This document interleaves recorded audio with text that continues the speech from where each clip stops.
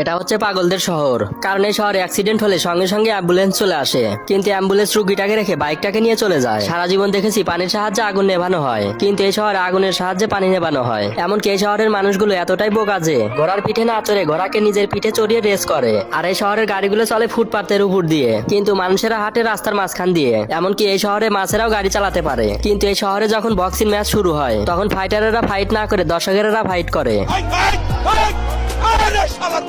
ছোটবেলায় গল্প শুনেছিলাম পরীরা এসে বাচ্চাদেরকে ডেলিভারি করে দিয়ে যায়, কিন্তু এখানে তো বক এসে বাচ্চাদের বাবা মাকে ডেলিভারি করে দিয়ে গেল। আর এটা হচ্ছে পৃথিবীর সব থেকে বিখ্যাত কলেজ, কারণ এই কলেজে পড়াশোনা করার জন্য ভর্তি হলে তাকে পড়াশোনা শেষ করে কামলা দিতে হয়।